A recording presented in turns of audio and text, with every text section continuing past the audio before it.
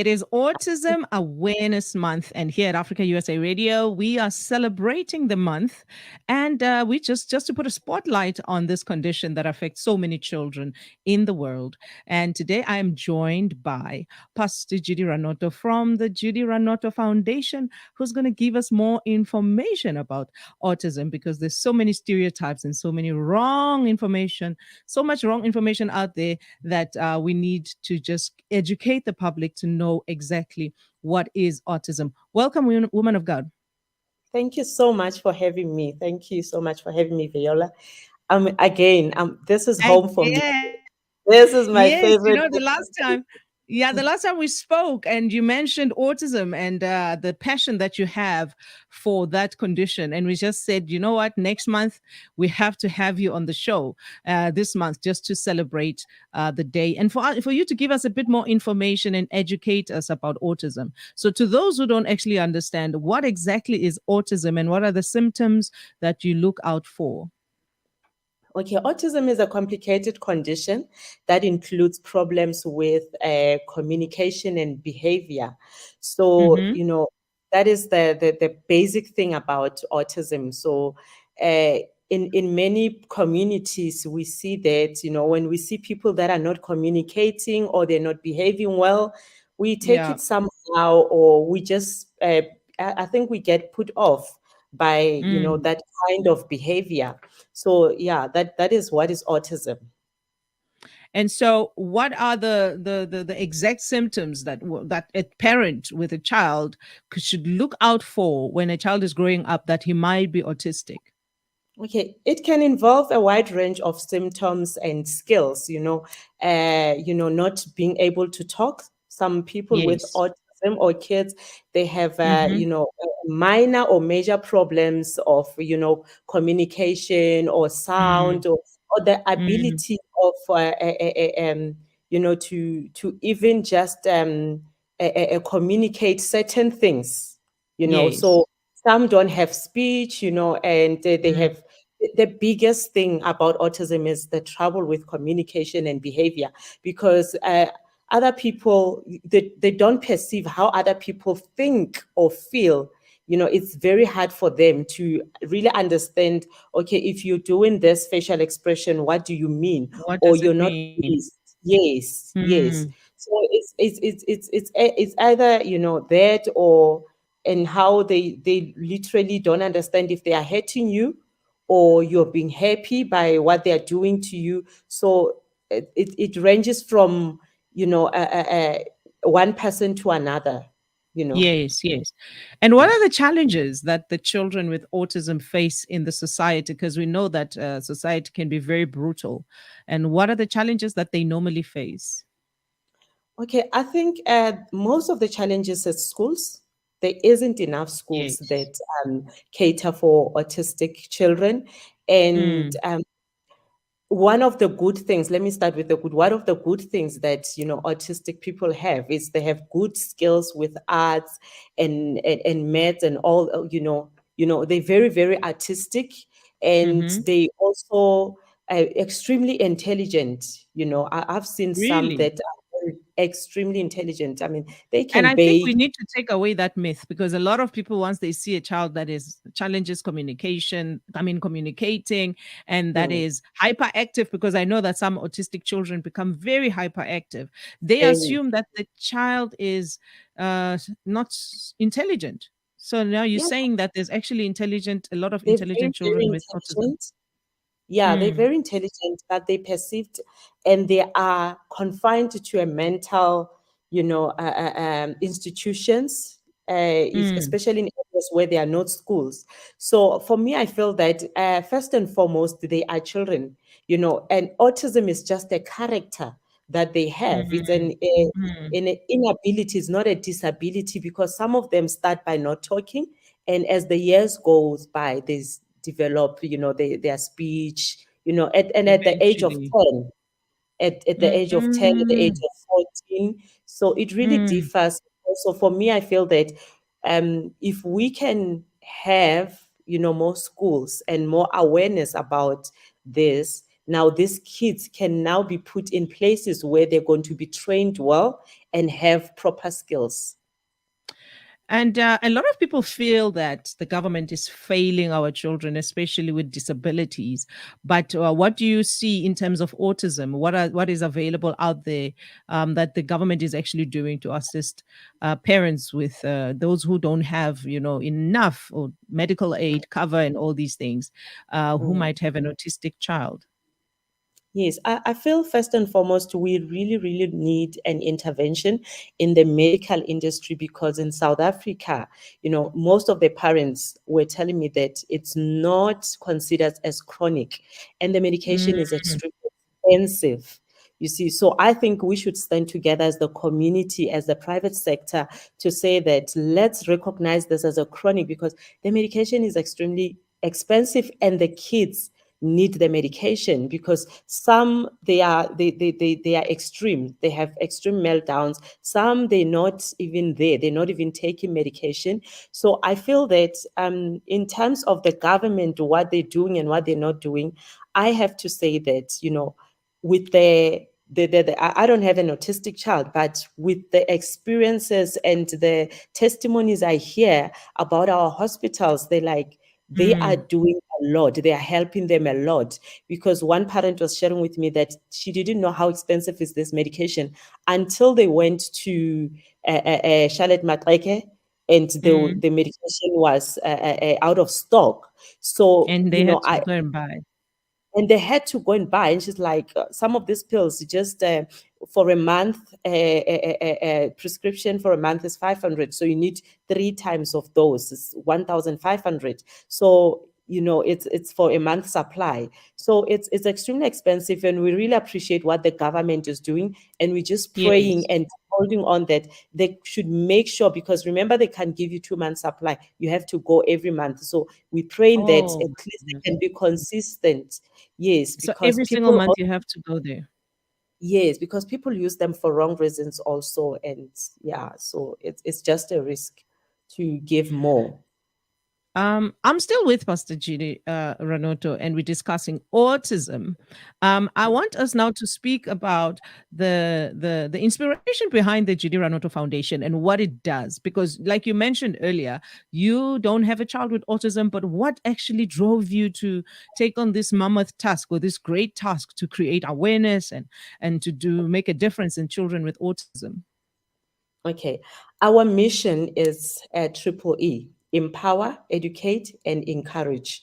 So that's Mm. where we started. I've been doing philanthropic work, for different areas and everything, but it really, really dawned on me on how I saw my sister-in-law struggling with an autistic child, and how Oh. I in my own space, I felt that I didn't care enough. Not that I didn't care, but I felt I didn't care enough. And until I was put in a platform on a Zoom prayer group, Mm. the women's is called Mocha, Mothers with Autism, and it's a big group. They have more than 400 members in the group, and they said I should pray with them. So as I had challenges, the Lord started opening my heart for me, and He said to me, this is the route, this is what I want you to do, this is what I want you to care about. Wow. Because I saw how we are not, I can't say we didn't care as a family, but we were not involved in knowing what is happening in this child. And now that I'm more involved, Mm. I understand that progress matters. We celebrate every progress. I'm Mm. seeing that, Tato is 14. He can iron, he can fold, he can bake. I have a Mm. 16-year-old boy that I think he's normal, and he can do, okay, he can bake, but he can't do the ironing and the folding. So Mm. in every person that you think that is normal, there's something that we're missing. And for me, Mm. the more we think about these people, and embracing them, and making sure Mm. that what we implement the skills. I mean, one of the biggest thing that is encouraging us as a foundation is that a lot of these kids, they after they turn 18, they have to be sitting at home and doing nothing. What Mm. is it that we can do as a foundation, as the government, as the community, how to Mm. implement the skills that they have learned in different institutions. So for me, I Mm. feel that we should raise awareness to make sure that people know how to embrace these people, how to accommodate them in their own space, in their own communities, so that their skills can be implemented, because they can do very well with routines. They're very good with routines. And I think it is really applaudable what you're doing with the children and the awareness that you're creating. But can we also just discuss some of the stereotypes that needs to be broken? Because certain children with that condition, we know that there are those stereotypes. I think we already mentioned one of them, where children think that where people would assume that the child is not intelligent, because why Mhm. is the child not speaking at a certain age? You know, as a mom, I always used to say this: as parents, we compete with don't make sense, because you'll be like, my Yes, child started walking at 11 months, like it's an you see, achievement, like you yeah. need an award or something like that. Mm, And mm, mm. once the child grows up, whether the child started walking at 18 months or 11 months or whatever month, what matters is the child actually started walking. But what are those Okay. stereotypes that we need to break, that is going on, especially in the Black communities? Okay, I think with autism spectrum is that is it's not that I don't hear you.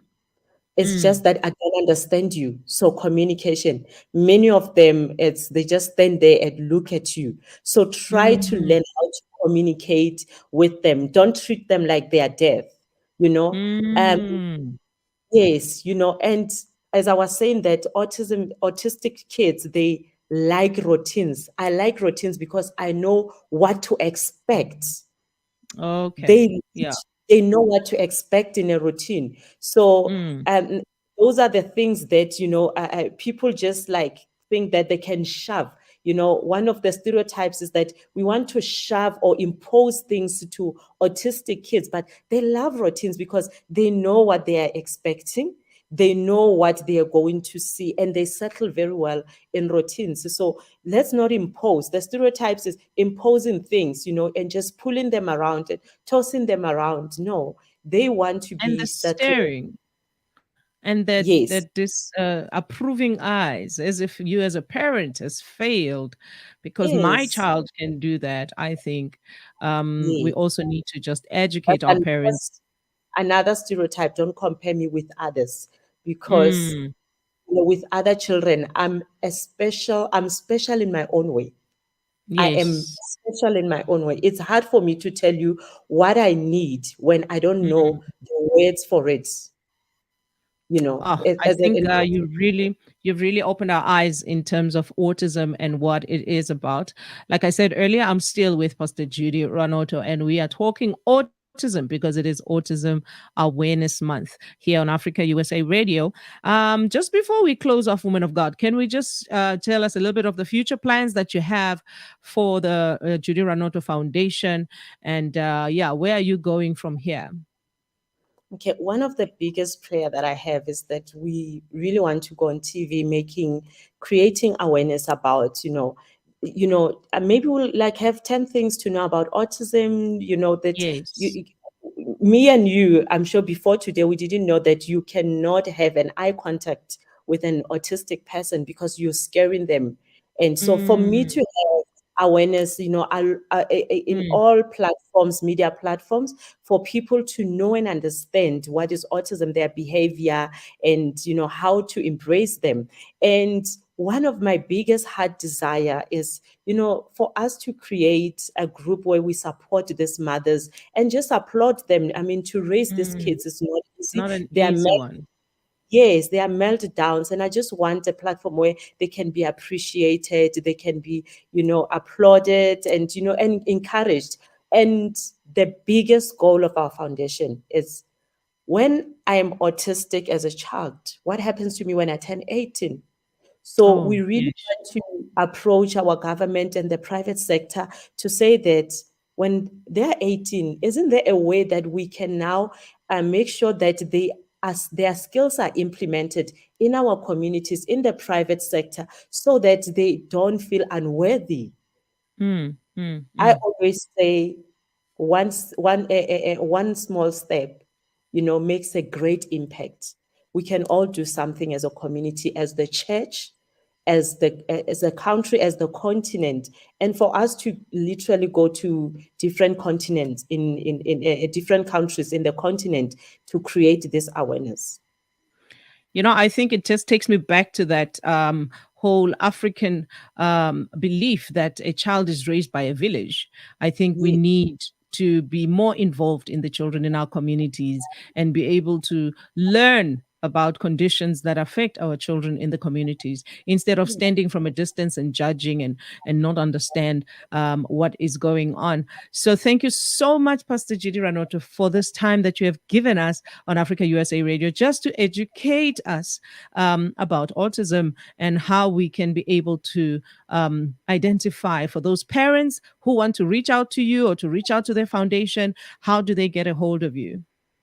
Okay, we on Facebook now. We are on Facebook, JR Foundation, and we are on Hmm. Instagram, JR_Foundation, and our Hmm. website will be up and running by the 1st of April. So I'm so excited because people can learn and see what we are doing, because we really want people and mothers that are in desperate need to reach out to us. We do now and then, supply them with medical needs like your omegas, to help the Yes. with concentration. We are working so hard. Our PR is at work also, making sure that we get them proper clothing. I mean, just in short, there's one parent who tells me every second week I buy new clothing because I cannot afford from that specific shop. I don't want to be, before they Hmm. sponsor us, I don't want to be. So we're working very hard to get the sponsorship from that particular shop, because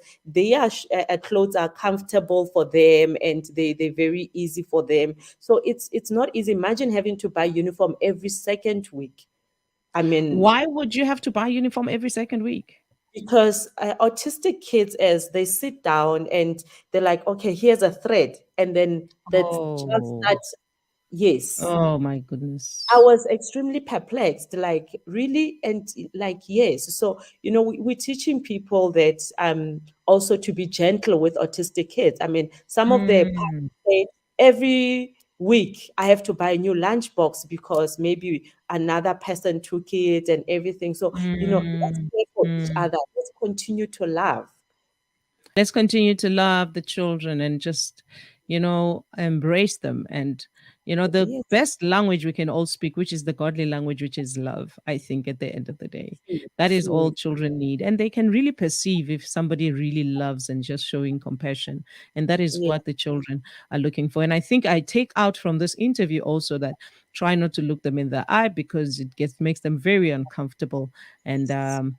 so much information. But you can go and look out for the Judy Ranoto Foundation, and you can be able to get more information about autism.